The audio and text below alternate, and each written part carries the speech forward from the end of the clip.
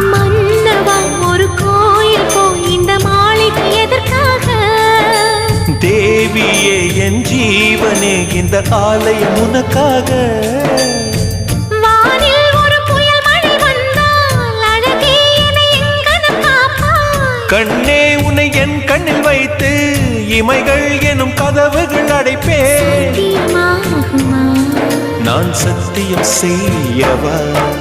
தொடு தொடுவெனவே வானவில் என்னை தூரத்தில் அழைக்கின்ற நேரம். Uva,